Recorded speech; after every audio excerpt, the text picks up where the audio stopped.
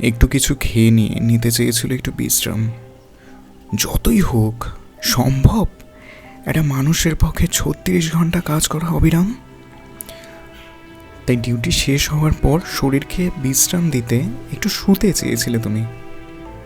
ভেবেছিলে এত মানুষকে সেবা শুশ্রূষা করার পর বুকে টেনে নিয়ে ঘুম পাড়াবে তোমার এই মাতৃভূমি। হয়তো একটু ঘুম এসেও ছিল, চোখে এসেছিল তোমার আগামী দিনের কিছু স্বপ্ন। ক্লান্ত ও শ্রান্ত চোখে করছিলে তাদেরকে ভীষণ যত্ন।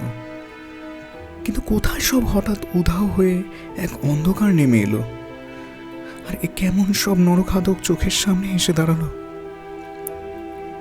যে চোখে তুমি দেখেছিলে স্বপ্ন, সেই চোখই উফরে দিল। নিজের কথা না ভেবে এত মানুষের চিকিৎসা করছিলে, সেই শরীরকে খুবলে খেলো। আর যখন নিজেকে বাঁচানোর চেষ্টায় প্রতিবাদ করতে চাইলে, তখন গোটা মানুষটাকে চিরে ফেলে দিল।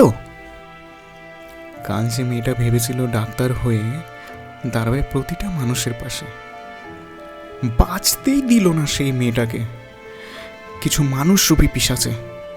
বোনটি আমার, তুমি আজ ঘুমো, যেথায় নেই এই পুতুল খেলা।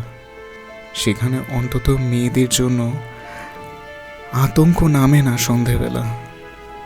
আর এখানে তোমার জন্য লক্ষ লক্ষ মানুষ জাগবে। নিষ্ঠুর এই রাতের অন্ধকারকে চিরে দিয়ে সবাই মশাল হয়ে থাকবে।